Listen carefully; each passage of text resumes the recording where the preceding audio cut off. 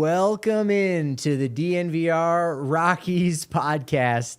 I'm your host, Patrick Lyons, and joining me today as my special co-host, all the way from DNVR Rams, Mr. Justin T. Michael. What's up, buddy? How's it going, dude? It's been a little bit since I've been on here, but excited to talk a little fall baseball. Can you hear me? Are we having technical issues? Just turn them up a little bit, maybe. Yeah, we got 2023 World Series is locked and loaded.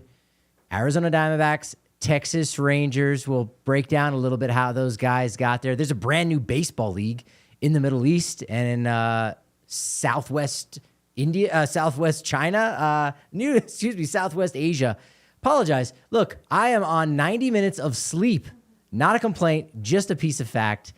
Flying in and out of Phoenix, Sky Harbor, doing the thing, helping out with the coverage for the PHNX Diamondbacks because they are the team right now. They've saved the receipts. Torey Lavello, big fan of Mr. Coach Prime. But Justin, from your standpoint there, nothing better than a Game 7. And we got two of those in the American League and the National League. Phillies seem to be the heavy favorite. The Astros seem to be the heavy favorite. Both those teams at home looking to close out the series. Had to win one of those games. It didn't happen. The road team down 3-2 won both Game 6 and Game 7 on the road. Baseball. I mean, it doesn't get any better than that, right? Yeah, I was a little bit surprised to see such a negative reaction to, just some of the teams that had won a lot of regular season games getting bounced in the playoffs. I mean, to me, that's what the sport has always been. You have weird stuff that happens in 3 to 5 games. So I think it's been good for the sport. I think it's been fun to get some different teams in here. I know Texas had their run like a decade ago, so they're not exactly a new team. But the Diamondbacks, it's cool to see them in there. Somebody from the NL West that's not the Dodgers, that's not the Giants. As a Rockies fan, it kind of feels like, it's like one of us out there that finally made it. So I think it's been really cool. There's nothing more fun than October baseball. There's nothing more dramatic. And I'm really looking forward to seeing how this one plays out. Yeah, so much of the conversation surrounding the Diamondbacks do they deserve to be here? And they do. I mean, the system that's in place is 6 teams from the American League. Exactly. Well, getting into the postseason, that's it. Like, they belong to be there based on what happened in the regular season. It might not have been flashy, but they deserved a spot in the playoffs. What happens after that, it's a whole brand new season, and it's just different. We saw Atlanta. We saw the Dodgers come out the chute really cold. And so, yes, they deserve to be there. Are they the best team in the National League? No. I think we can all honestly say they're not. That being said, that's not the system that we have in place, right? That's sports, though. I mean, I think there are so many instances you could look at, whether it's the NFL, especially in single elimination formats, where you get one wonky outcome, a team gets hot. I mean, the Broncos know it better than anyone. Joe Flacco and the Ravens came into town. That wasn't the best team in the NFL. They got hot for a month. They won a Super Bowl. It just happens. We see it in the NCAA tournament. I'm a big college football guy. There's nothing weirder than the outcomes in college football. Sometimes a 30-point underdog just comes in and they're the better team that night. And does that mean they would be the better team if they played 12 times? No, but I mean, I think if anything, that's what validates this D-backs run even more. It's not like it's a one-game fluky sample size. You've got to win multiple series to get to this point. And the people throwing fits are just the same people that want to see the Dodgers and the Yankees and the same, 3 or 4 teams every year. Get over it.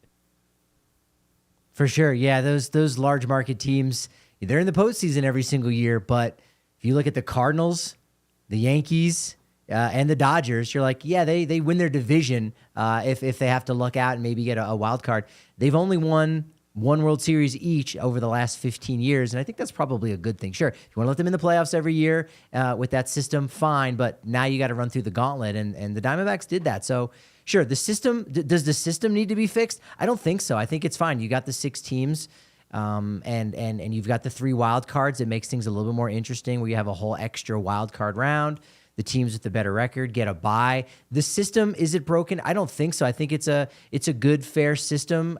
You could have less teams, but then you're going to have less postseason baseball. There's going to be less money to float around. There's going to be actually less incentive for some of these smaller market teams to kind of go all in. I mean, the Diamondbacks were struggling there coming out the chute after the All-Star break, and yet they still acquired a closer in Paul Sewald. They still got a bat like a Tommy Pham. So you don't have that third wild card. Those things aren't going to happen. You look at the system like in a college football, and you know from the Mountain West, like Boise State, hey, they did everything they were supposed to do. They won all their games, and yet the system says, sorry, you don't get a chance to play in any kind of playoff. You don't get a national championship game. You won all your games, but the system that we had says, too bad, so sad. That doesn't matter. I think baseball has a good system in place, and sometimes you're going to have an 84-win team represent the NL and a 90-win team represent the American League, like the Texas Rangers this year.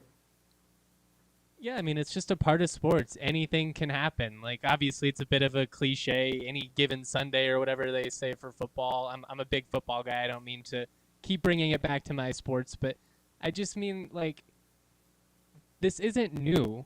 You know, Moneyball is one of my favorites, and it, like, the underlying theme of that movie at the end is you can do this thing for 162 games, and it's great, and you can build this successful team, but weird things happen in the playoffs. It's a small sample size. It all comes down to, 3-5 games. And I don't know, to me, like, the people acting like we need to change it just because the Dodgers didn't come out on top or Atlanta didn't come out on top. I don't know, like, maybe we should be focusing more on the fact that these teams have not been clutch in the postseason. I mean, like, regular season success is great and all that, but if you don't win when it counts, what does it mean? It's true. Yeah, I mean, these are the games that matter most. And yes, sure, it becomes like a whole new season. We've seen it in hockey. That definitely seems like it's a whole new season unto itself. And then in the postseason, you go, you just need a couple pitchers. You need a strong bullpen. And while the Diamondbacks have 2, really good studs at the front of their rotation, they only won 1 of those 4 games started by Zach Gallen and Merrill Kelly. It was their bullpen that did the heavy lifting. But again, this is the system in place. And you've got the Phillies last night playing in their first ever Game 7. Fun fact, because, look, this is a Rockies show. I always find a way to bring it back to the Rockies. Baseball franchises that have never played in a Game 7 before: Phillies, Padres, Mariners, White Sox, and, yes, the Colorado Rockies. One of only 5 teams. The Rockies are on that list. Rockies being on that list makes sense, obviously, just because with 07 and the run, we either swept or got swept. But yeah. the Phillies and White Sox both being on that list is very surprising to me. And never once in their history, teams that have been around that long. Well, you have to make the postseason. That's kind of the key. The Phillies were awful forever. They didn't win their first World Series until 1980. They were around for, virtually 100 years at that point. And, kind of the White Sox, too. Had that deal as well. But the Diamondbacks down 0-2, losing the first 2 games at Citizens Bank Park, like a place that even if you're not a baseball fan, I think you probably watched a lot of this postseason when Phillies were playing Atlanta and there was a lot of juice. There was a lot of vitriol between those 2 teams. You watched what the crowd was like. You saw that Bryson Stott grand slam, where no announcers, you just hear the crowd. You go, I don't know what this sport is. I don't know what's going on. I don't know the rules. But this is something. This is people coming together in a society, pulling in the same direction and enjoying just the exhilaration that is professional sports, even in amateur sports. And so that's such a moment. And Phillies riding that high, and yet the Diamondbacks go on to win 4 of the next 5. And in Game 7, 25-year-old rookie Brandon Pfaadt, 7 strikeouts in 4 innings, 16 swings and misses. This guy's pretty impressive. He is definitely one of the names to watch in the World Series going forward. Yeah, I mean, you've got to credit this D-backs team, right? Their backs are against the wall. You're in one of the most hostile environments in the sport, if not the most hostile environment in baseball. It probably is based on what I've seen. I mean, it's a madhouse there. they get into a game good Lord, I'm getting tongue tied. They get into the game in a way that you see very few communities. And it's just cool because you see how much it means to them, how much, it matters. But at the same time, like, obviously we have colleagues in Arizona and Philly, so it's kind of a unique perspective. Getting to see them, get to be the spoilers in that moment, that's fun too. Like, their Diamondbacks fan base probably a little bit closer to the Rockies, just in a sense that, like, I don't think it's as intense. You don't have so many, like, crazy diehards. There are plenty out there. There are plenty. We know that more than anybody here at DNVR. But it's not like going into Philly where it's just insanity, that entire city. And for Arizona to be able to pull it out after going down 0-2 and, what was it, 10-0 in that second game? Like, it wasn't even close. Yep. The guts on that team, man, it's really impressive. And it kind of speaks to what they've been doing now for, like, the last 6 weeks, right? Their backs up against the wall. They sneak in as a wild card team. And it's just, this is what makes sports great. Like, to me, this is why it's fun. It's the people upset about this outcome. I don't know. It's just confusing to me, unless you're a Philly fan, obviously. Yeah, it's just so many compelling stories on the Diamondbacks, on the answer backs as they're known.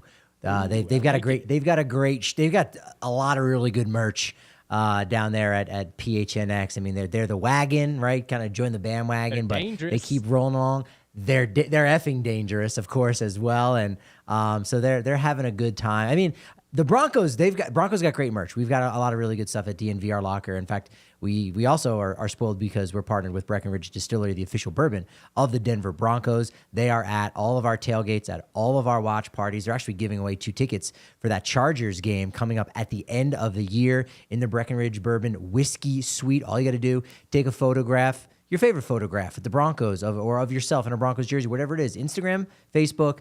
Just do hashtag Broncos Bourbon, because at the end of the next month and in November, 10 finalists, you can win those tickets. It's absolutely amazing. You can get in all 50 states. Shop at your local retailer or visit BreckenridgeDistillery.com for home delivery of award-winning Breckenridge spirits at Prey anywhere. And look, holidays are coming up, and I don't. This is a time, look, you should enjoy your food. You should celebrate. You're going to pack on a couple pounds, but you're not totally there yet. Also, if you want to enjoy the sweets, but you want to cut back a little bit on the carbs in other places, Hero Bread is the spot for you. We've partnered with them. They're one of those companies where you say, oh man, it would be great to join forces with them. They make amazing sliced breads as well as tortillas. They've got a ton of different options. They got killer recipes as well. They're available on Amazon, but go to hero.co, because when you use code DNVR, the DNVR fam, you get 10% off your first order. 5 to 10 grams protein per serving, fewer calories. They got high fiber and or ultra low net carbs. So whatever you're looking for, kind of like, I need a little extra nutrition because I'm going to be celebrating come Halloween, come Thanksgiving, the winter holidays, all of that stuff. Hero Bread is going to help supplement that for you. HERO.co to save 10% today. All right, Joe in the chat, big shout out. Hey, Patrick, finally able to tune in from ABQ. The homie, Joe Traub, he was down in Phoenix as well, watching these games. And I'm glad you brought that up, the kind of the connection between Rockies and Diamondbacks, because that's definitely something that the Diamondbacks have to deal with, is a lot of these transplant fans. In fact, there was one fan who on Twitter blew up, hey, I'm going to buy 14 tickets because they're so cheap for Game 3, which they were. They got down to $13 at one point, and then by the time first pitch rolled around, it was like $35 on game time. Playing these games in the middle of the afternoon, like to use that as an argument that was the against thing. Diamondbacks fans is ridiculous. Like I wouldn't be able to go to an NLCS game on a Wednesday afternoon at 1 p.m. either. What is baseball doing there? Like, as somebody who is just a massive sports fan, I would tune in to a lot of these games at night. You know, if they're on, there's, especially at this stage of year, there's not much else to compete with. NBA and NHL are just getting rolling. This is when baseball should be using, you know, like you got to maximize your window here, and to play these games in the middle of the afternoon, it just feels super detrimental, both on a national level, like the TV viewership, but also like within that community and helping grow the game and like creating those experiences. I remember there was a day game or two during Rocktober as well, and I like played sick to get out of high school and go watch it. But like, what are we doing? It really frustrates me. Yeah, it's like a missed opportunity there. And weekday games, I mean, think about Game 7 of the ALCS. That was like a 2-3 o'clock game in the afternoon or local time. So there's plenty of high school kids there that maybe weren't able to get out there and go, or family. So that was disappointing. One of the coolest stories that, again, in being associated here with PHNX Diamondbacks, their podcast, their live show over on PHNX Sports, is really getting inside, these players and their journey to the major leagues, to contributing to this team, being in the clubhouse there for Game 3, where they clinched against the Dodgers of the NLDS, is 25-year-old rookie pitcher Brandon Pfaadt. Was a top 100 prospect. The dude was down in AAA. He was down in the minors, got sent down twice, and he was with the Reno Aces, AAA Pacific Coast League. He went home for the All-Star break. He's back home in Louisville, Kentucky. Got a phone call at 11 o'clock at night from his pitching coach, Brent Strom, saying, "We're going to need you in this postseason. We're going to need you." It's July. He's in AAA working on things. Gets a phone call when he's supposed to be relaxing at 11 o'clock at night. "Hey, we're going to need you in the postseason." And Pfaadt believed him, and Strom wasn't kidding. And Strom was right. They are going to need this guy. And so they've been doing, it's been everybody kind of chipping in. The MVP, of course, of the NLCS was Ketel Marte. That 16-game hit streak, I think 387 throughout the entire NLCS. His hit streak actually dates back to, unfortunately, the wild card game back in 2017, where the Diamondbacks beat the Rockies. But they've gotten a little bit from everyone. And Corbin Carroll on the national stage, he was slumping a little bit, did go 3 for 4, sack fly, 2 RBI, 2 stolen bases, 2 runs scored. You got to see why this guy was, the best rookie in the National League. To me, it was a lot of fun. It felt like old school baseball. Just a guy who gets on base. He manufactures moments, and I don't know. I understand that the game has completely changed, and I'm not going to be that guy, especially that comes in casually and is, back in my day we used to bunt and steal, but especially watching that Phillies team, where it felt like unless they jacked a 3-run home run, it was just completely hopeless. They had that chance, I think, in the 7th inning where they had a couple of runners on, ended up stranding them, and from there I turned to my girlfriend and I was like, that's game over. Unless they jack a couple of home runs here. And I don't know, to me it's just kind of a blast for the past. I like watching this D-backs team. Yeah, they're very exciting. They are the answer backs, and they play the small ball really well. Torey Lovello, really a masterclass in managing. They're like this aggressive team, tops in the second in baseball in stolen bases. And you got a guy like Corbin Carroll, hit 25 home runs, stole 54 bases. And yet they weren't being aggressive on the base paths early on. It was almost like this rope-a-dope of lulling the Phillies into a false sense of comfort. And then all of a sudden they're stealing 4 bases in games 6 and 7. Getting it done. And for the Phillies, big disappointment. Kyle Schwarber, outstanding. Hit 364, 5 home runs, walked 8 times. Him and Harper, I think Harper walked 6 times. The strategy was like, you know what? Maybe we get turnaround in the middle, maybe not, but let's put Schwarber on first. Let's put Harper on first and move Schwarber up to second base. And then just hope that we can get Baum out and Real Muto and Stott and Castellanos. And that worked. And so, Philadelphia, I'm sure, is shocked more than anything because, this was a disappointment. It seemed like they were counting their chickens before they hatched, and unfortunately, they're out on a golf course now with 28 other teams in Major League Baseball. It makes a lot of sense, right? Let's let somebody else beat us. Back in the day in the NL West, we used to see it with Barry Bonds, obviously. That's another level. Nobody will ever get walked as much as him, but, there are certain times where strategically it's just let's just live to fight another day here. And especially if the other team is not putting the ball in play, you don't have to worry about walking him and then all of a sudden a gap shot, he scores from first. We just don't see very much of that anymore. So as long as, you put him on base and you don't give up that 2 or 3 run bomb, I really like it. To me, I would do it every single time Bryce Harper came up to bat. Why mess with this guy? Yeah, no, it worked. You even saw, you're talking about opportunities for the Phillies in last night's game in the 4th inning against the rookie, Brent Strom, pointing to his head, hey, be smart here. Walk Brandon Marsh. You have runners on the corners, and you're like, hey, just load the bases. That's a way better option. And he was right. Pfaadt was able to get Johan Rojas, the number 9 hitter. So, Just a great job by the coaching staff altogether. And I think this is going to be an interesting World Series. You got two former Isotopes and Rockies teammates and Miguel Castro and John Gray. I would joke and say, oh, who do you root for? But I mean, I don't think any Rockies fans have any emotional attachment to Miguel Castro. If anything, they're more frustrated because he was in the Troy Tulowitzki deal. I think people would probably prefer to see the Rangers win. They're not in the Rockies division. It's John Gray. You want him to get a ring. I think in Colorado, most people are probably rooting for the Rangers. What do you think? I would think. I mean, John Gray was a great Rocky for a lot of years. I mean, you should have no reason to root against him. Actually, I'm trying to remember. Somewhere, I'm pretty sure I have a Miguel Castro autographed baseball.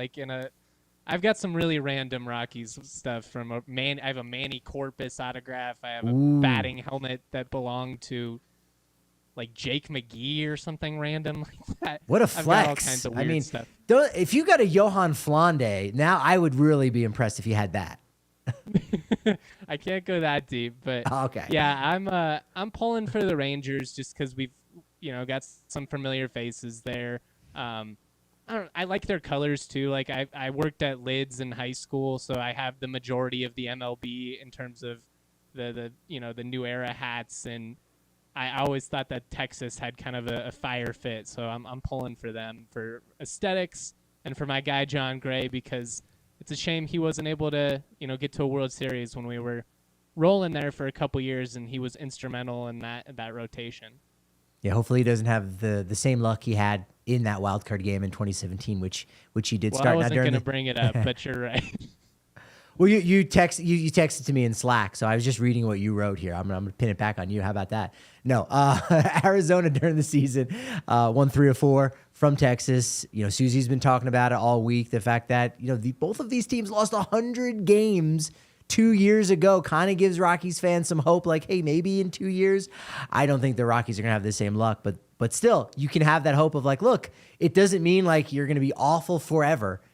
Baltimore was for a while. They lost 100 games a couple of times after they lost 100 games that first time. So we'll kind of wait and see what happens. But this is only the fifth and sixth instance of a team losing 100 games and then reaching the World Series, 2 years later. The last actually was the 2008 Tampa Bay Rays, which Evan Longoria was on that team too.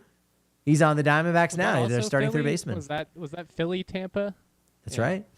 Good memory. So yeah, and actually this is also the fewest amount of years between two teams who lost 100 games in facing each other. So 4 years, right? 2 for each team. Previous record, a lot higher than that, 11, Atlanta and Cleveland when they played in 1995. 11 years between their 100-loss season and playing in the World Series. So Friday, it gets started. Any predictions from you here, Justin? Are you going to take the Rangers here? I'm pulling for Texas, I think, just for John Gray, literally just for him. Yeah. But I think I'm going to go Arizona. I think the Diamondbacks are the hot team at the right moment. Obviously our colleagues are out there, so maybe that's a little bit of sentiment for me pulling for them. I'd like to see them have that moment in the sun, but I just think they're the hot team at the right time, and it does not matter what sport it is. Sometimes you're just that team of destiny, and you get it going at the right time. And I think that's this Diamondbacks team. So that's who I'm going with. I'm saying Arizona in 6. There you have it. I mean, look, I've learned from the best down in PHNX, Derek Montilla. He hedges his bets. He's Sonic the Hedgehog because obviously he wants the Diamondbacks to win, but all his bets are against them. Are for them to lose. So either his bet it comes out and he wins some money, or he loses his bet and his team wins. So you're kind of doing that too, which, to be honest, that's smart. That's kind of how I live my life. So you want the Rangers to win, but if you bet against them, you're guaranteed to feel good at some point, right? Yeah, it's an emotional hedge. I don't know. And I respect the tactic. I don't know if I could do that with the teams that I was actually emotionally attached to. That you'd win and that feels good, but then it almost feels shameful, that dirty money. I don't know. I certainly couldn't bet against CSU. I can't do it in my heart. So, Justin, we appreciate you joining us here looking forward to having you on again. We'll talk plenty more about the 2007 World Series because, that's the only thing that happened in October, really, for this franchise, I feel like. So thank you so much. At Justin T. Got the bobblehead there. Love it. At Justin T. Michael on Twitter or X or wherever you're doing the social media stuff. Wonderful article covering CSU. Hey, big game this weekend against Air Force, huh? Big one, man. It's a tough matchup. They have our number historically, to say the least, but it's going to get cold. It's supposed to be like in the 20s and snow and windy, so maybe the Rams win a weird one. We'll have to see. Against the undefeated number 19 Air Force Falcons. Head up to Fort Collins. Have a day. Come on up. It's always fun in Fort Fun. That's it. Awesome. Justin, thank you so much for joining us. Man, you got to make sure you're getting some hats, getting some lids, some caps, maybe even overalls. I know they got the CU Buffs overalls over at foco.com.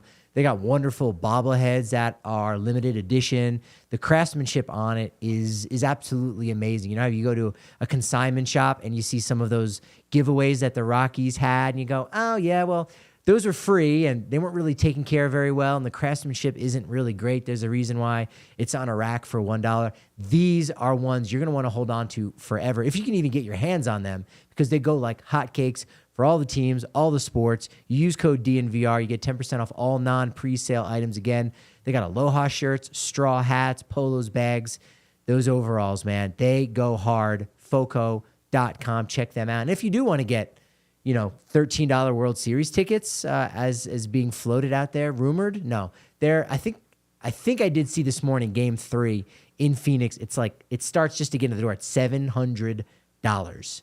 Phoenix has not seen a team go to the World Series since George W. Bush first got in office back in 2001. Like, it's been a really, really, really long time. Really long time for that. But you use code DNVR when you're on Game Time. You get $20 off that first purchase. You wait closer to the start of the event, prices will go down. You'll see that dip because some of the ticket sellers, the scalpers, unfortunately, or people who just can't go to events, things come up, life happens.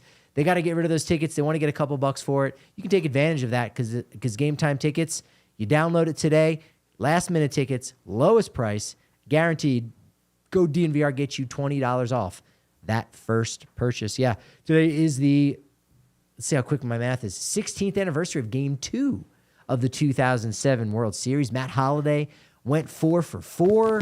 We got a fun little clip up there. I love throwing those clips up, even, where Rockies got swept all 4 games against the Red Sox, but there's still those really positive vibes and memories. And for every time, someone reaches out, even if they're a Rockies fan and saying like, yeah, but then what happened next? There's 12 other comments of like, those were some good times. Those were some really, really good times. Diamondbacks Rangers, man, it's going to be interesting. The thing I was thinking about was the fact that the Diamondbacks are not Phoenix, they're Arizona. And the Rangers are not Arlington or Dallas, they are Texas. So I go, wait a minute, have we seen 2 states play each other in the World Series before? And technically, I'm going to say no. I don't think we've ever had 2 state teams play each other because there's really only 4. They got Minnesota and Texas in the American League and Arizona and Colorado in the National League. And so I'm not counting New York because that's after New York City. That's why those teams, New York Mets, New York Yankees, it's after the city. 64% of New York State lives in the New York City metropolitan area. 40% of the state of New York is literally in the 5 boroughs of New York City. So New York is New York City. If we did count that, 2001, you had Arizona versus New York. You had the Subway Series the year before that in 2000, New York versus New York. And then there's only 5 other instances of that because as many times as the Dodgers and Yankees faced off before the Dodgers were in Los Angeles, they were the Brooklyn Dodgers. So that's not a state. Again, that's one of the boroughs. So New York Yankees and the New York Baseball Giants faced off 3 times in the 1920s, twice in the 1930s. So I'm saying, I submit, this is the first time we've had 2 states face off against one another. Tiff, am I off base here, or are we gonna? We're not gonna count the New York teams, right? No. Why would we? I don't think so. I don't think so. Arizona already has a ring. Texas does not. They were in the World Series 2010, 2011. As someone who is a Rockies fan, pulling for them, are you pulling for the Diamondbacks because of the PHNX ties, or hey, you know what? Texas doesn't have a ring. Let's let them get one. Let's let John Gray get one. I think I have to root for the ALLCITY family. Had the Phillies made it, I don't know who I would have rooted for, but because they didn't. Wait. Hold on. You just said you're rooting for them because of ALLCITY, but if the Phillies made it, you might have rooted for the Rangers? No. I'm saying that, like, if it was the Diamondbacks and the Phillies, if that was the World Series, I don't know who I would have rooted for. That would have been crazy. But because we've only got one sister location in this one, I'm gonna go with the Diamondbacks. PHNX for the win. Yeah, Diamondbacks have so many great stories, so many great names that I think it's going to be cool for the nation to learn a little bit about. Now, Texas has some of the biggest star names. Jacob deGrom's one of them. Hasn't played at all virtually this season. He's on the IL, so sure he'll get a ring. But Max Scherzer, okay, future Hall of Famer. Corey Seager, I think he's on his way to being a Hall of Famer. Marcus Semien, Hall of Very Good. Like, those are the big name guys making big money. The second baseman and shortstop, $500 million, just those two players alone. But Adolis Garcia is going to be one of the big stars that's going to get a lot of airtime. He was the American League Championship Series MVP, 1293 OPS thanks to 5 home runs and 15 RBI. You got 21-year-old rookie Evan Carter, who was only barely sniffing AA this time last year at the end of 2022. He was outstanding against Tampa Bay in the first round, as well as against Baltimore. And then Jordan Montgomery, get yourself familiar with this guy, left-hander, who was with the Yankees at the beginning of last year. A little bit of an old-school baseball trade. Him for Harrison Bader helped out the Cardinals in the second half. Then went from the Cardinals to the Rangers, was outstanding in the second half, and has been even better this postseason. 25 innings pitched over 4 starts, 5 appearances, 2.16 ERA. He is a Scott Boras agent. He will get paid this offseason. And then for the Diamondbacks, again, Brandon Pfaadt, his story is amazing with what happened during the All-Star break, getting that phone call, that vote of confidence, like, hey, you're in the minors, but we need you.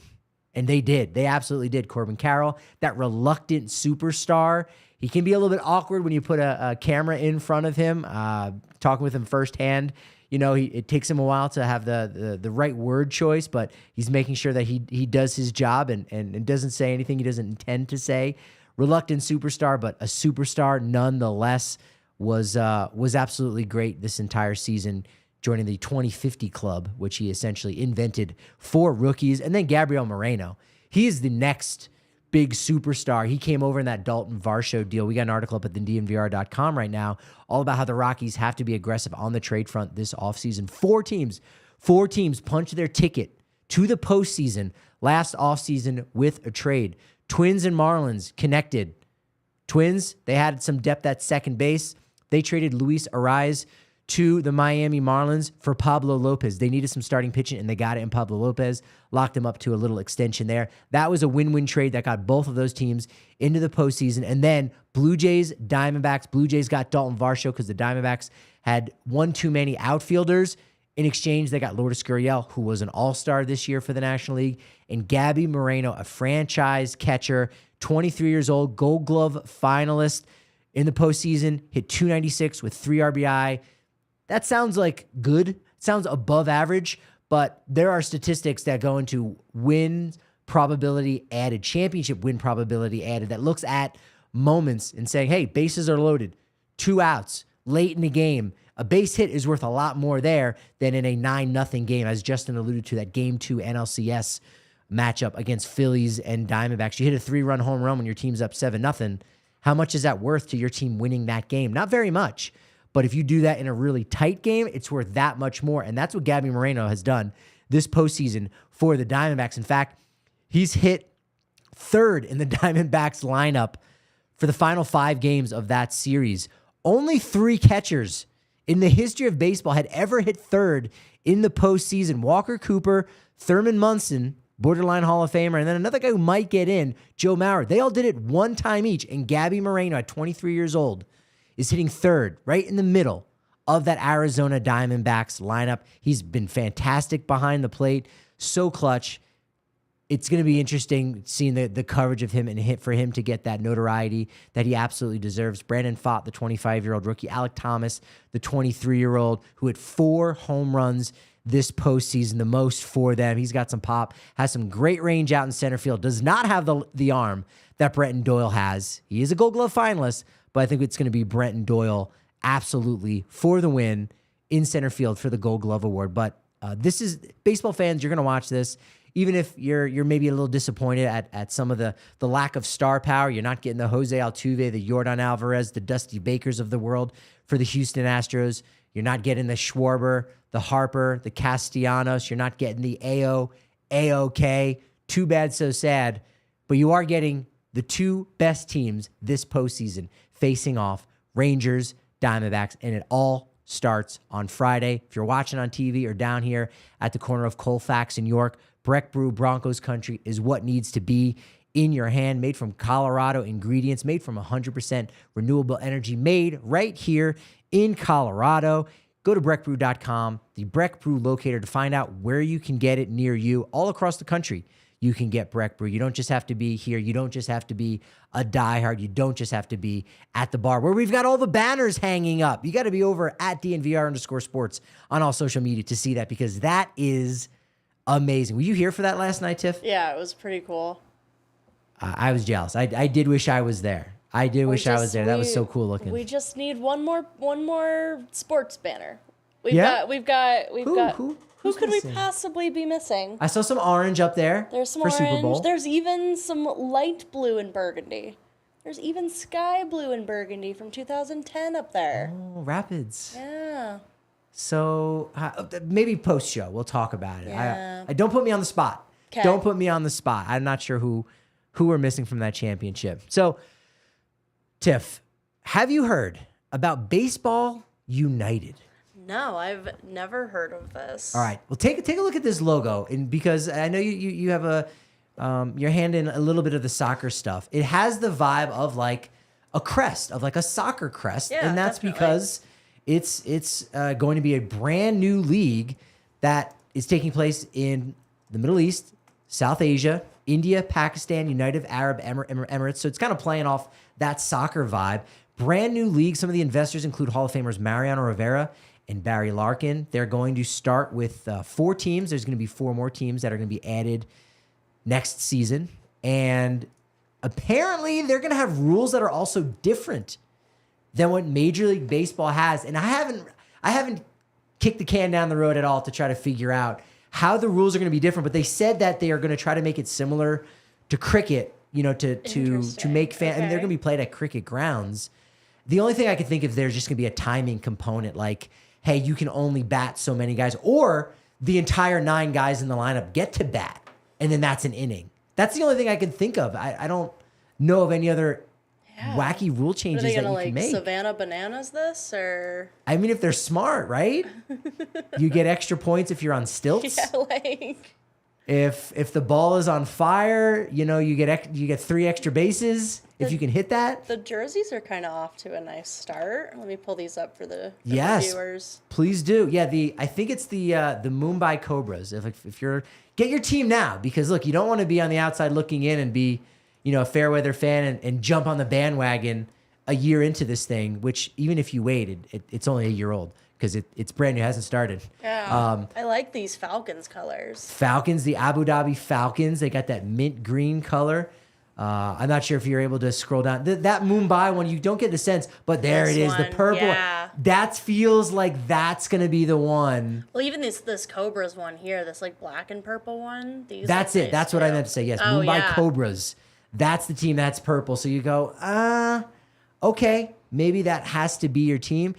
If you're looking for the Rockies connections, the Dubai Wolves, so they had a draft. So this was kind of how they kicked off things. It's definitely been one of those situations of there's not a ton of information coming out. We're just kind of flying by the seat of their pants. Even though they got these big names attached to these teams and to ownership.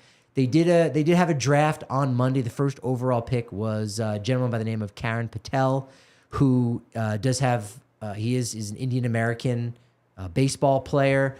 Actually was a minor league player in the White Sox system. 26-year-old. He actually, I had to look this up. I didn't want to just float it out like, hey, maybe, just maybe, ... I go, no. I got to do my homework. This guy, first overall pick in the Baseball United League, probably going to be one of the centerpieces of the league over there in the Middle East and South Asia. The dude pitched in Colorado Springs this summer on June 27th. If you were at a Vibes game and you saw them play the Billings Mustang on June 27th, you saw the first overall pick in Baseball United. That's cool. That's cool. I like that. I like that little fun fact there. So he's doing the thing there. First overall pick, as I said. Mumbai Cobras. Barry Larkin is the honorary general manager, the one of the league owners and investors of the league. Chris Sabo, his teammate with Cincinnati Reds, is the manager. They only got one former Rocky, Zach Rosscup. Not a ton of time there with the Rockies, but he was around in 18-19. So okay, you could kind of give him that nod. The Karachi Monarchs honorary GM is Adrian Beltre. Probably should be a first ballot Hall of Famer. This January, we'll find out. Miguel Tejada is the manager. And while they don't have a former Rocky, they do have the brother of a former Rocky. Do you remember how Jurickson Profar, how his brothers also had really interesting names? I'm not going to ask you to remember, but do you remember that they were also just interesting like Jurickson? Yeah, like Bartholomew. No, that's actually better. One was Jurdrick, the other, Jeremy. Jeremy is a Karachi Monarch. Jeremy. So, yes, J-U-R, like Jurickson, E-M-I. So there you go. Dubai Wolves, they could be the team. They could be the Rockies team. Now, honorary GM is Felix Hernandez. John McLaren, who managed the Mariners for 2 years in 07 and 08. He's their skipper. They've got Willian Rosario. That's right, the baby bull. Guy who got some Rookie of the Year award votes. He could slug, still has the all-time record for most home runs by a Rockies catcher. He was third-round pick there, 24th overall, still doing the thing. Only 34 years old. Like, you're like, wait a minute, I should feel old by remembering this old name. He's not even old. He's only 34, so still kind of in his prime a little bit. I feel like he's going to be like one of those. He's going to be like one of those MVP kind of candidates because he's on the younger side and he's been staying fresh, playing in like the Korean Baseball Organization. And you also have a guy that you're not wrong if you don't remember, Jair Jurgens. But my favorite part about the graphic that they put out for Jair Jurgens is not that you see him wearing a Rockies jersey and a special 4th of July cap. Love that hat. It's pretty cool, right? Yeah. When I see hats like this, I go, all right, it's a good hat, but it makes me think, man, I wish every year I got the different hat. Even though they just make minor alterations, you kind of want to be a completist and be like, but if you had all of them over the years, that would be kind of cool, right? Sometimes I wish I was a collector, yes. Yeah, but it's you'd rather be able to, not have ramen noodle every night. You'd rather be able to eat real food. Yeah, because you've got some money saved up. Yeah, absolutely. But the best part of that graphic with him being in the Rockies uniform is that Jair Jurgens made 2 starts. Only 2 starts of his 130 appearances in the major leagues. And yet, this was the photograph that they used of him. Of all of the starts that he made. He was very good with Atlanta for a while. And no, they found this random start. 1 of 2 starts with the Colorado Rockies. And that's it. That's the graphic right there. Abu Dhabi Falcons, their honorable GM is Nick Swisher. Dennis Cook is the manager there for the Abu Dhabi Falcons. So this is going to be interesting. There's some other big names, associated with this league that were drafted. Robinson Cano, Andrelton Simmons, who was a contributing big league guy. He was a player that was a potential signee for the Rockies ahead of the 2022 season. They decided to go with Jose Iglesias. Andrelton Simmons went to the Cubs, so he's still a young guy. Didi Gregorius, Pablo Sandoval, Kung Fu Panda, and then Bartolo Colon. You thought he retired. They pulled him back in. 50-year-old Big Bart, big sexy Bartolo Colon. I think this is going to be like a winter league, but also like a retirement league for some of these old guys to play in. And I think it's fun, and I think it could be really interesting to see where it goes. I don't know if people in the Middle East or South Asia are really clamoring for this, if they're just kind of planting their flag for something much bigger and saying, hey, we're the first baseball league. But it's going to be interesting to watch. And I don't even know if they're playing games this winter. Like, that's how kind of fly by the seat of the pants it seems like Baseball United is right now. But it's interesting. It's interesting to say the least.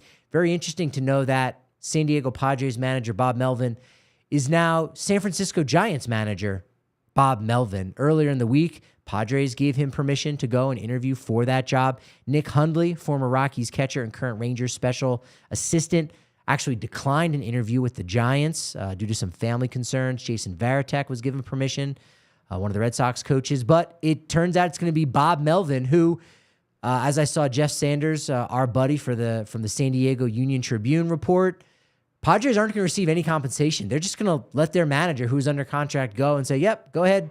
You can go ahead and manage the Giants. We'll go find a new guy to figure out. So Padres really just looks like they're even more in shambles and they're more broken than they were before. AJ Preller now needs to hire his 5th manager since taking over the GM back in 2014. So Padres, man, who we did not think that this late into October, we would be just shaking our heads at the Padres saying, man, nothing has really worked out well for them those last couple years, and looking at the Diamondbacks and saying everything has worked out great for them since they lost 110 games back in 2021. So, Tiff, final take there. I don't know if you're going to be on the other shows this week with Tiff, with Susie, but you're going with the Diamondbacks. You're pulling for the All-City family there. Yeah, I think so. I think I've got her tomorrow. So yeah, I'll see who she's rooting for.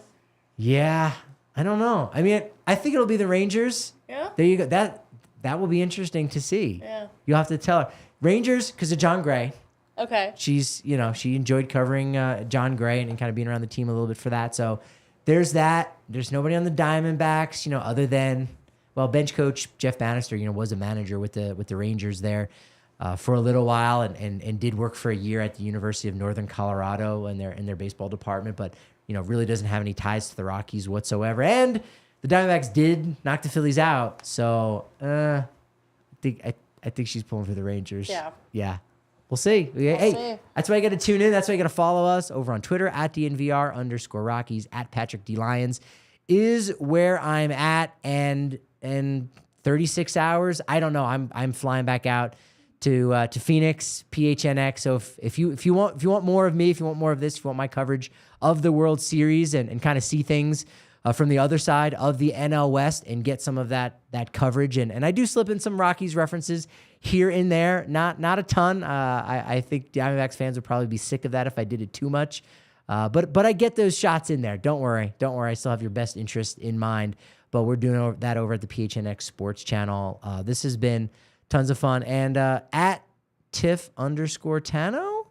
Yeah, I think so. I don't know if it's Tiff or Tiffany. I don't know. It's one of those two. You'll find it. I'll find it eventually. You will find it. Definitely give her some love. Follow. Always have good sports takes from Tiff.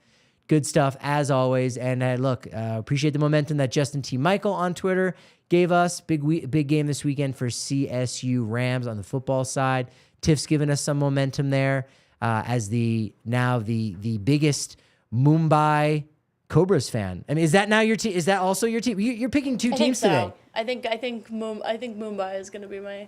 Wow. Just those colors. It's a big day for you. I like those Falcon jerseys too. I don't know. I might have to see the first game. Okay. See who wins my heart over. You like serpents, Diamondbacks, yep, and Cobras. Yep. If there's one thing about you, you like slithery things. So. No, we lost all the momentum there, but fear not, because Susie's going to be back tomorrow, because as we say here in the baseball podcasting world, your momentum is only as good as your next show. It's going to be a good one right here on the DNVR Sports Channel, live on YouTube. We all silly like the mayor.